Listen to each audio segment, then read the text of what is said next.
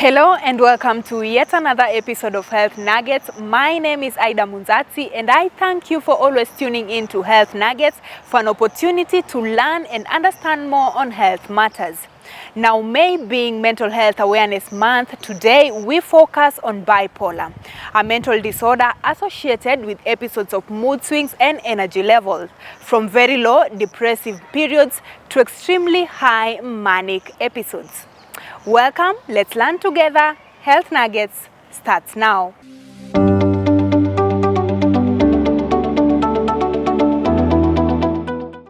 We have an opportunity to listen in from Mary Wahome, who is a psychologist. She will help us understand the psychological aspect of bipolar. But first, let's listen in from John Geshaga, who was diagnosed with bipolar in the year 2007. Jerry Mwangi had an opportunity to interact with him for us to understand bipolar from a lived experience. It is a highly stigmatized condition. When I get angry, mine is worse than for a normal person. When I get sad, it is extreme. When I get excited, it is extreme. And my worst moods rotates around anger and excitement. Anytime I have an achievement in my life, I have to call myself for a meeting and tell myself, if you get excited, you're gonna go down with bipolar. And I try to stabilize it. In a layman's language, I would say, in a jacket, there's something what do you call this thing that is always here? So that when you put your zip, you can't go beyond. As people with bipolar, we don't have this thing. So that when you're angry, you become too angry. When you're excited, you become too excited. And also, a jacket has something else down here that the zip can't go down. So for us, it's the other way around. We don't have it. So when I'm too sad, It has been 14 years since John Geshaga was diagnosed with bipolar. It was my boyhood ambitions to go abroad. And I get this opportunity, I go to Seychelles, and I think I was super excited. And I think that is a bullet that made me go down with bipolar. You've told everybody, go hurry at home, and then you're back. And you are the hope of that family. I felt devastated. And when I was at home, I looked at my mom, looked at desperation all over her face. And I remember there is a woman who told my mom, now your small God has crashed. What are you going to do? Put yourself in my shoes. I looked at my mom, felt very frustrated. And within no time, again, I was down with bipolar. And now this is even worse because it is in my village. It's my home country. It's my home, and everybody knows me. I want to particularly thank my neighbors at that time. There's a man called Saurao, and my brothers and my neighbors. They took me to Kijabe Hospital. I was completely psychotic. All right. Nobody wanted to associate with me because the moment you come near me, I'll tell you something about you. And sometimes, some of these things are secretive, and we all have our dark side. And then there's this lady called Mama Maina. She came home and told my mom, these are our sons, and we must take care of them, even in this situation. So she literally took me to Gilgil Hospital together with his son, Maina. And I went there, I met this doctor called Dr. Uta, and he treated me, he put me on quitpin and Attain, and he told me to actually come back when I'm stable. Signs and symptoms of bipolar include high energy levels, reduced need for sleep, that is insomnia, and loss of touch with reality, which can be described as a manic episode, while depressive episodes are characterized by low energy levels, low motivation, and loss of interest in daily activities. Well, number one, I became psychotic. Psychotic is where you're completely out of touch with reality. And then the other major sign is that I suffered from insomnia. Insomnia is a situation where you lack sleep completely. Like I remember that time, I went for 10 days without sleeping. And in those 10 days, there's a book that is here. I wrote this book in Seychelles. in my room. And it's a big book, and I wrote it in only 2 days. And it's a book that confuses me up to date. Because whatever I wrote here still makes a lot of sense even today. And sometimes it's possible for me to write something that will not go well with a friend of mine. Like, I'll tell you something. You know, there are some things you know. You think people don't know, but they know about you. You think they are secrets. So I will tell you. And in fine details. So what do you think will happen? You will tend to develop a negative attitude towards me. Because what I'm telling you is actually true. But you think people do not know. And when I'm in my normal mood, I can't tell you. The other part of depression, it is me who suffer. Because you have this feeling of hopelessness.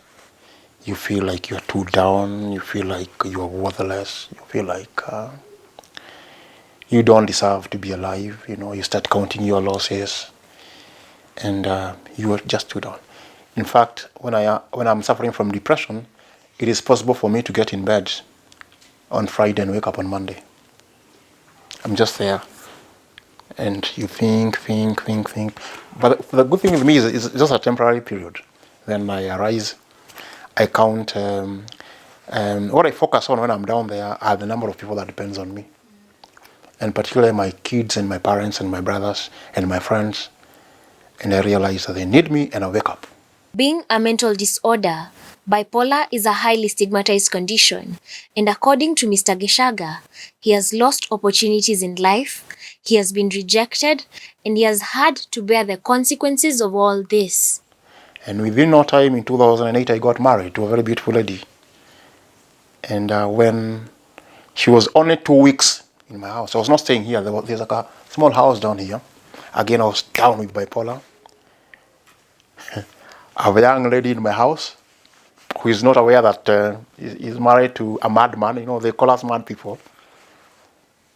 I remember looking at her that time, and I want to thank a colleague of mine called Mr. Kimani, because he's the one who convinced my wife to stick. And I was completely psychotic.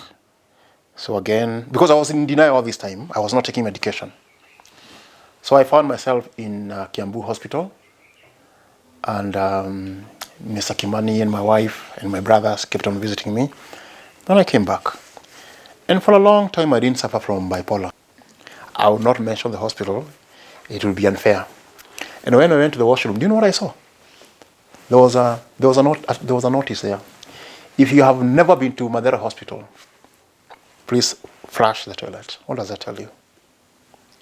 Does it mean that us people that have been to Madeira do not use our brains? That we do not know that when you go to a toilet, you're supposed to flush? And this is coming from a medical facility to a doctor that you're supposed to entrust your health with? You know, there's something we call disability is not inability. Well, we have our challenges. But we always try to overcome them. Though difficult at first, Mr. Geshaga has been able to overcome many challenges, including the stigma, building a successful career as a high school teacher. I watched here during the interview of the Chief Justice. There's this guy called Marate. I was very mad at one of the panelists. Well, you know, that position is a very senior position. It requires somebody with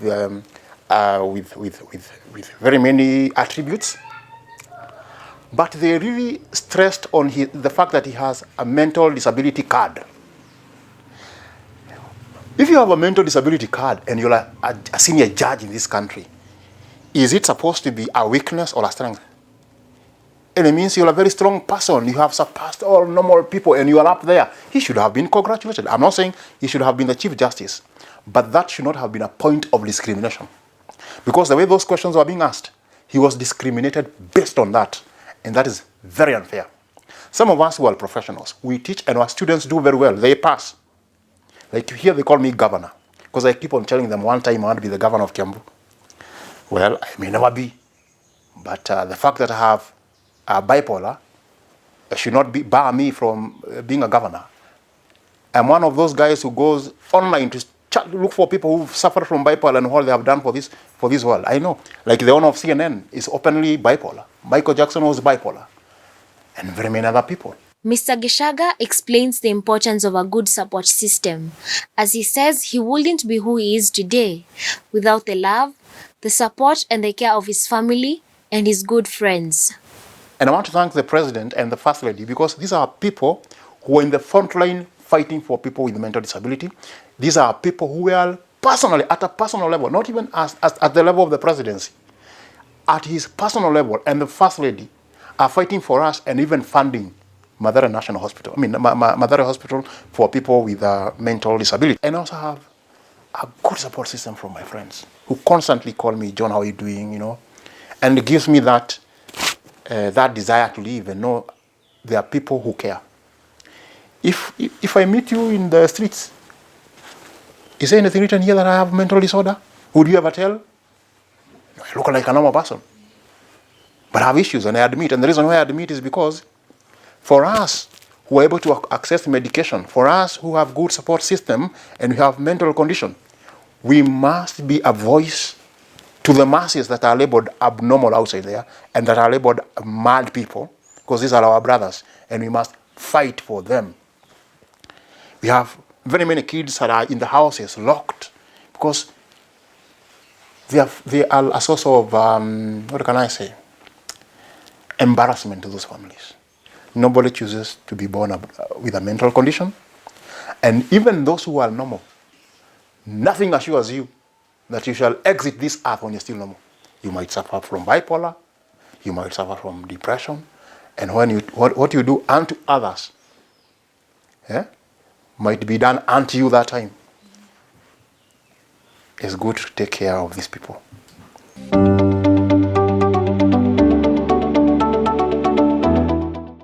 Well, thank you for staying tuned, and indeed, living with bipolar is not easy. From the lived experiences, let us now understand bipolar further by looking at the psychological aspect of it. Remember that according to the World Health Organization, psychological support is a very key component of bipolar treatment. And I'm being joined by Mary Wangare Wahome, who is a psychologist. Mary, thank you so much for joining us on Health Nuggets. Thank you. Okay, so Mary, bipolar can be associated with many other illnesses. This is according to its characteristic. So when someone comes to you that has bipolar or says they do have bipolar, how do you assess that one has bipolar?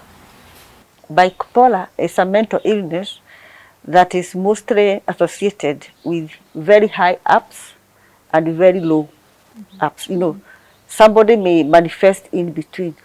When they are high, they are overly high. When they are low, they are so low. So that is why we call it bipolar. It has two poles. So one pole is very down, another pole is very high. Okay, so when you're talking of the highs and lows, probably you can just give us example. When one is high, what are some of the characteristics? And one is low, what are some of the characteristics? When one is high, you can see the person has a lot of what we call fast talking. They are very impulsive. That is, they are making some rational decisions. They become gladius. Somebody will say, you know, I'm the president, or I'm Jesus, you know, I'm doing this. They have a lot of irrational thoughts.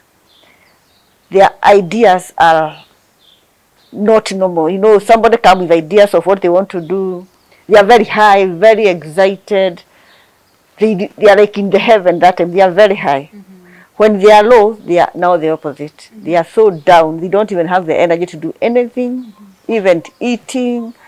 They have very less sleep. They look disturbed. They look isolated. That's when they are very low. Yeah, that's what defines the highs and the low. When they are high, we say they are manic. Having interacted with people living with bipolar, you've mentioned the mood swings. So what are some of the examples, probably when one has the highs? What are some of the things that they do? One of the worst decisions that they make is about using of money. Somebody may earn a salary and spend it the whole time, because when they are high, manic, they like being with friends, they like being seen. You know, they have that elevation. They are like the gladius. You know, when you think you are the president, or you think you are God, it's like you just become overgenerous. Irrational decision is that you can buy something that you don't know why you bought. You can give people money. Yeah, because that time you're not able to make decisions. Yeah. And where does the psychological support come in as far as bipolar is concerned? The support comes in because when these people are coming, most of the time they don't know what they are suffering from. Nobody can tell themselves that they are sick unless somebody notices they are sick. They are not aware because mental illness, bipolar being one of them, is the only illness where you give your symptoms and everybody is not getting what you're saying. If I have diabetes and my sugar is high, people will understand that the sugar is high. But when you have mental illness, mostly it is reflected by behavior. So in most people, they conclude, because even the families don't understand that you have a condition. And remember, this condition, you are never born with it. It manifests in the early teens or early youth. That's when it starts manifesting. So it's just a shade that leaves everybody shocked, including the family members and the loved ones. Because prior to that, you are just like a normal person. Before somebody is diagnosed with bipolar, they can have it for many years. But people think that maybe they are mood changes, which every one of us has. Sometimes you feel very high, very happy. Sometimes you feel low. But when the symptoms can go for days, minimum 7 days, that's when you start imagining there is a problem with the person. When you lock yourself so much for some time and then you lose interest with what you are doing. And another association of bipolar is less sleep. They sleep less, but they have a lot of insomnia, but they feel okay. Somebody can even go for 10 days without sleep, and they are okay. And they say they have not slept. I have such experiences. Somebody says, I have not slept for 30 days. It looks like abnormal to people, but that is normal with bipolar. They don't have sleep. They just, when they are low, they are low. When they are high, they are high. That's what bipolar says. So when they come to us, we are able to do a lot of history taking to try to understand the cause. There are various causes. It may be genetic, maybe the family has it. It may be a traumatic experience somebody suffered. It may be use of drugs. All those are causes. It may be injury, like brain injury, maybe as a result of an accident. There are various causes of bipolar. We cannot say X1. So it may be so much stress for a long time, and somebody does not even know what to do. So there are many causes. So when people come to us, we are able to do a lot of history taking. We are able even to allow them to talk, because when they have it in the family, they cannot talk to anybody because everything is weird. We are also African. We are coming from a socio-cultural setting when we have myths about mental illness. So it's highly stigmatized. It's highly stigmatized, and you may be discriminated. So you don't know who to talk to. So when they come, they talk to us. There is a lot of, we have approaches that we do to give them the treatment they need. We also do a lot of referrals. When we see a condition has gone overboard, we do a lot of referrals. Yeah, that is it. So, sorry, you've just mentioned the approaches that you take as a psychologist. Yes. What are some of these? Okay, what we do is what we call, the treatment we give is what we call cognitive behavior therapy.